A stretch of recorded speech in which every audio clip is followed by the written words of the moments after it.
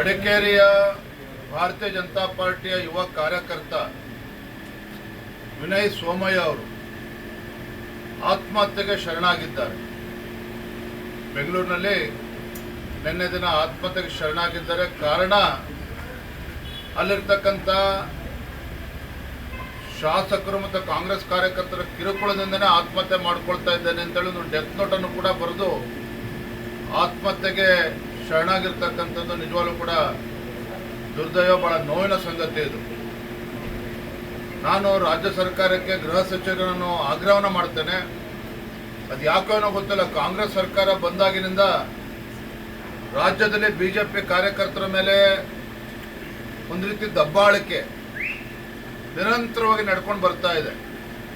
ಸಾಕಷ್ಟು ಕಾರ್ಯಕರ್ತರ ಮೇಲೆ ವಿನಾಕಾರಣ FIRಗಳನ್ನು ರಿಜಿಸ್ಟರ್ ಮಾಡ್ತಕ್ಕಂಥದ್ದು, ಅವರಿಗೆ ಕಿರುಕುಳ ಕೊಡ್ತಕ್ಕಂಥದ್ದು, ತೊಂದರೆ ಕೊಡ್ತಕ್ಕಂಥದ್ದು ನಿರಂತರ ನಡ್ಕೊಂಡು ಬಂದಿದೆ. പക്ഷെ ನಮ್ಮ ವಿನಯ್ ಸೋಮಯ್ಯ ಅವರ ಆತ್ಮಹತ್ಯೆಗೂ ಕೂಡ ಇದೇ ರೀತಿ ಒತ್ತಡದ ಕಾರಣದಿಂದಾಗಲೇ ಅವರು ಆತ್ಮಹತ್ಯೆ ಮಾಡ್ಕೊಂಡಿದ್ದಾರೆ ಅಂತೇಳಿ ಕೇಳಿ ಬರ್ತಾ ಇದೆ. ಡೆತ್ ನೋಟಲ್ಲೂ ಕೂಡ ಅದೇ ಇದೆ. ನಾನು ಮಾನ್ಯ ಗೃಹ ಸಚಿವರಿಗೆ ಆಗ್ರಹವನ್ನು ಮಾಡ್ತೇನೆ, ಬಿಜೆಪಿ ಕಾರ್ಯಕರ್ತ ಅನ್ನೋದಕ್ಕಿಂತ ಹೆಚ್ಚಾಗಿ ಇದು ಮಾನವೀಯತೆ ದೃಷ್ಟಿಯಿಂದ ಮಾನ್ಯ ಗೃಹ ಸಚಿವರು ನೋಡಬೇಕಾಗ್ತದೆ.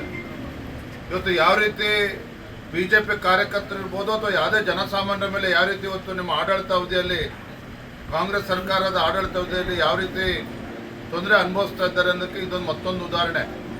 ಮಾನ್ಯ ಗೃಹ ಸಚಿವರಿಗೆ ಮಾತ್ರ ಆಗ್ರಹ ಮಾಡ್ತೇನೆ, ಈ ವಿಚಾರವನ್ನು ಗಂಭೀರವಾಗಿ ತೆಗೆದುಕೊಂಡು ಇದರಿಂದ ಶಾಸಕರಿದ್ದಾರೋ ಮತ್ತೊಬ್ಬರಿದ್ದಾರೋ ಇವೆಲ್ಲವನ್ನೂ ಕೂಡ ಇದನ್ನು ಪರಿಶೀಲಿಸಿ ಕಠಿಣವಾಗಿರ್ತಕ್ಕಂಥ ಕ್ರಮವನ್ನು ಕೈಗೊಳ್ಳಬೇಕು.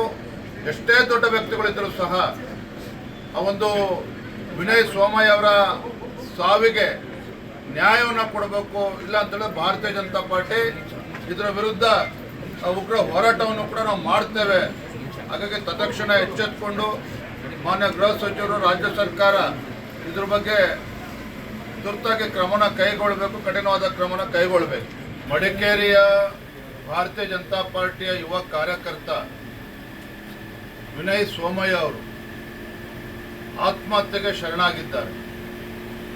ಬೆಂಗಳೂರಿನಲ್ಲಿ ನಿನ್ನೆ ದಿನ ಆತ್ಮಹತ್ಯೆಗೆ ಶರಣಾಗಿದ್ದಾರೆ. ಕಾರಣ ಅಲ್ಲಿರ್ತಕ್ಕಂಥ ಶಾಸಕರು ಮತ್ತು ಕಾಂಗ್ರೆಸ್ ಕಾರ್ಯಕರ್ತರ ಕಿರುಕುಳದಿಂದನೇ ಆತ್ಮಹತ್ಯೆ ಮಾಡ್ಕೊಳ್ತಾ ಇದ್ದೇನೆ ಅಂತೇಳಿ ಒಂದು ಡೆತ್ ನೋಟನ್ನು ಕೂಡ ಬರೆದು ಆತ್ಮಹತ್ಯೆಗೆ ಶರಣಾಗಿರ್ತಕ್ಕಂಥದ್ದು ನಿಜವಾಗ್ಲೂ ಕೂಡ ದುರ್ದೈವ, ಬಹಳ ನೋವಿನ ಸಂಗತಿ ಇದು. ನಾನು ರಾಜ್ಯ ಸರ್ಕಾರಕ್ಕೆ ಗೃಹ ಸಚಿವರನ್ನು ಆಗ್ರಹವನ್ನು ಮಾಡ್ತೇನೆ. ಅದು ಯಾಕೋ ಗೊತ್ತಿಲ್ಲ, ಕಾಂಗ್ರೆಸ್ ಸರ್ಕಾರ ಬಂದಾಗಿನಿಂದ ರಾಜ್ಯದಲ್ಲಿ ಬಿಜೆಪಿ ಕಾರ್ಯಕರ್ತರ ಮೇಲೆ ಒಂದು ರೀತಿ ದಬ್ಬಾಳಿಕೆ ನಿರಂತರವಾಗಿ ನಡ್ಕೊಂಡು ಬರ್ತಾ ಇದೆ. ಸಾಕಷ್ಟು ಕಾರ್ಯಕರ್ತರ ಮೇಲೆ ವಿನಾಕಾರಣ FIRಗಳನ್ನು ರಿಜಿಸ್ಟರ್ ಮಾಡ್ತಕ್ಕಂಥದ್ದು, ಅವರಿಗೆ ಕಿರುಕುಳ ಕೊಡ್ತಕ್ಕಂಥದ್ದು, ತೊಂದರೆ ಕೊಡ್ತಕ್ಕಂಥದ್ದು ನಿರಂತರ ನಡ್ಕೊಂಡು ಬಂದಿದೆ. പക്ഷെ ನಮ್ಮ ವಿನಯ್ ಸೋಮಯ್ಯ ಅವರ ಆತ್ಮಹತ್ಯೆಗೂ ಕೂಡ ಇದೇ ರೀತಿ ಒತ್ತಡದ ಕಾರಣದಿಂದಾಗಲೇ ಅವರು ಆತ್ಮಹತ್ಯೆ ಮಾಡ್ಕೊಂಡಿದ್ದಾರೆ ಅಂತೇಳಿ ಕೇಳಿ ಬರ್ತಾ ಇದೆ. ಡೆತ್ ನೋಟಲ್ಲೂ ಕೂಡ ಅದೇ ಇದೆ.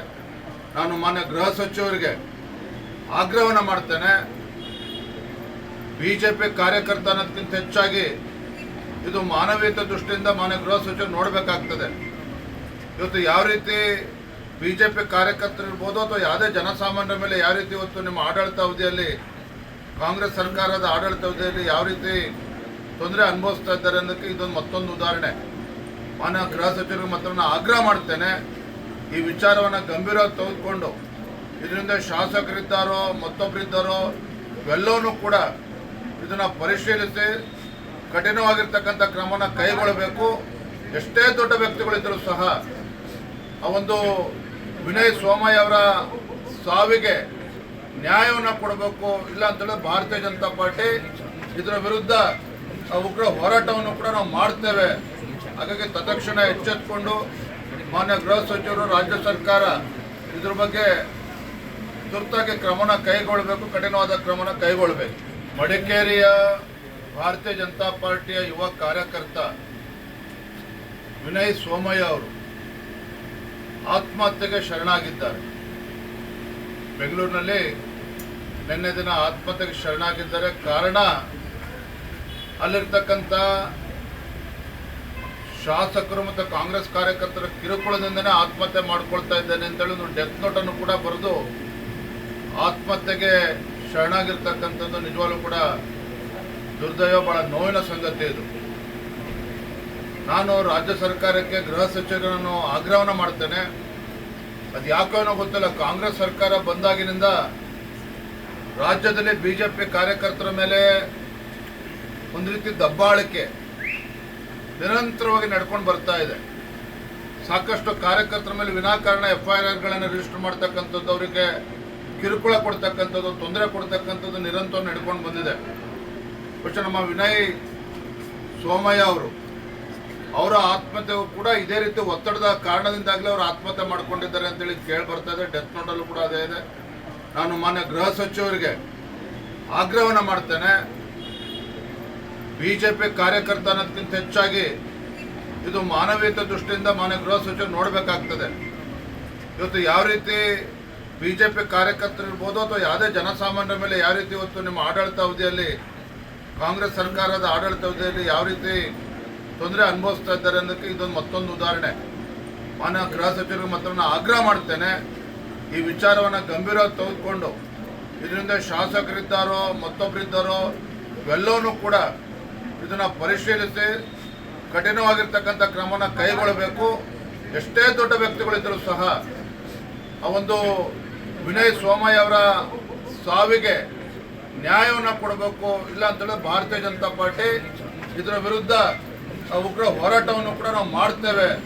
ಹಾಗಾಗಿ ತತ್ಕ್ಷಣ ಎಚ್ಚೆತ್ತುಕೊಂಡು ಮಾನ್ಯ ಗೃಹ ಸಚಿವರು, ರಾಜ್ಯ ಸರ್ಕಾರ ಇದ್ರ ಬಗ್ಗೆ ತುರ್ತಾಗಿ ಕ್ರಮನ ಕೈಗೊಳ್ಳಬೇಕು, ಕಠಿಣವಾದ ಕ್ರಮನ ಕೈಗೊಳ್ಳಬೇಕು. ಮಡಿಕೇರಿಯ ಭಾರತೀಯ ಜನತಾ ಪಾರ್ಟಿಯ ಯುವ ಕಾರ್ಯಕರ್ತ ವಿನಯ್ ಸೋಮಯ್ಯ ಅವರು ಆತ್ಮಹತ್ಯೆಗೆ ಶರಣಾಗಿದ್ದಾರೆ. ಬೆಂಗಳೂರಿನಲ್ಲಿ ನಿನ್ನೆ ದಿನ ಆತ್ಮಹತ್ಯೆಗೆ ಶರಣಾಗಿದ್ದಾರೆ. ಕಾರಣ ಅಲ್ಲಿರ್ತಕ್ಕಂಥ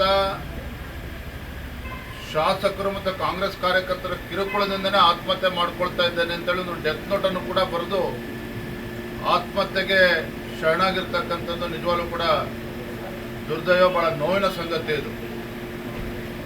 ನಾನು ರಾಜ್ಯ ಸರ್ಕಾರಕ್ಕೆ ಗೃಹ ಸಚಿವರನ್ನು ಆಗ್ರಹವನ್ನು ಮಾಡ್ತೇನೆ.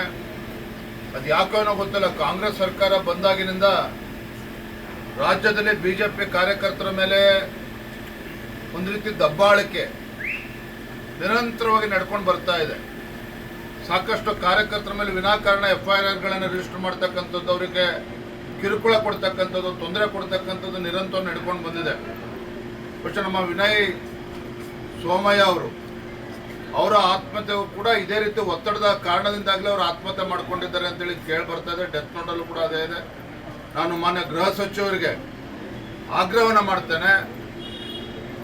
ಬಿಜೆಪಿ ಕಾರ್ಯಕರ್ತ ಅನ್ನೋದಕ್ಕಿಂತ ಹೆಚ್ಚಾಗಿ ಇದು ಮಾನವೀಯತೆ ದೃಷ್ಟಿಯಿಂದ ಮಾನ್ಯ ಗೃಹ ಸಚಿವರು ನೋಡಬೇಕಾಗ್ತದೆ. ಇವತ್ತು ಯಾವ ರೀತಿ ಬಿಜೆಪಿ ಕಾರ್ಯಕರ್ತರಿರ್ಬೋದು ಅಥವಾ ಯಾವುದೇ ಜನಸಾಮಾನ್ಯರ ಮೇಲೆ ಯಾವ ರೀತಿ ಇವತ್ತು ನಿಮ್ಮ ಆಡಳಿತ ಅವಧಿಯಲ್ಲಿ, ಕಾಂಗ್ರೆಸ್ ಸರ್ಕಾರದ ಆಡಳಿತ ಅವಧಿಯಲ್ಲಿ ಯಾವ ರೀತಿ ತೊಂದರೆ ಅನುಭವಿಸ್ತಾ ಇದ್ದಾರೆ ಅನ್ನೋದಕ್ಕೆ ಇದೊಂದು ಮತ್ತೊಂದು ಉದಾಹರಣೆ. ಮಾನ್ಯ ಗೃಹ ಸಚಿವರಿಗೆ ಮಾತ್ರ ನಾನು ಆಗ್ರಹ ಮಾಡ್ತೇನೆ, ಈ ವಿಚಾರವನ್ನು ಗಂಭೀರವಾಗಿ ತೆಗೆದುಕೊಂಡು ಇದರಿಂದ ಶಾಸಕರಿದ್ದಾರೋ ಮತ್ತೊಬ್ಬರಿದ್ದಾರೋ ಇವೆಲ್ಲವನ್ನೂ ಕೂಡ ಇದನ್ನು ಪರಿಶೀಲಿಸಿ ಕಠಿಣವಾಗಿರ್ತಕ್ಕಂಥ ಕ್ರಮವನ್ನು ಕೈಗೊಳ್ಳಬೇಕು. ಎಷ್ಟೇ ದೊಡ್ಡ ವ್ಯಕ್ತಿಗಳಿದ್ದರೂ ಸಹ ಆ ಒಂದು ವಿನಯ್ ಸೋಮಯ್ಯ ಅವರ ಸಾವಿಗೆ ನ್ಯಾಯವನ್ನು ಕೊಡಬೇಕು. ಇಲ್ಲ ಅಂತೇಳಿ ಭಾರತೀಯ ಜನತಾ ಪಾರ್ಟಿ ಇದರ ವಿರುದ್ಧ ಉಗ್ರ ಹೋರಾಟವನ್ನು ಕೂಡ ನಾವು ಮಾಡ್ತೇವೆ. ಹಾಗಾಗಿ ತತ್ಕ್ಷಣ ಎಚ್ಚೆತ್ತುಕೊಂಡು ಮಾನ್ಯ ಗೃಹ ಸಚಿವರು, ರಾಜ್ಯ ಸರ್ಕಾರ ಇದ್ರ ಬಗ್ಗೆ ತುರ್ತಾಗಿ ಕ್ರಮನ ಕೈಗೊಳ್ಳಬೇಕು, ಕಠಿಣವಾದ ಕ್ರಮನ ಕೈಗೊಳ್ಳಬೇಕು.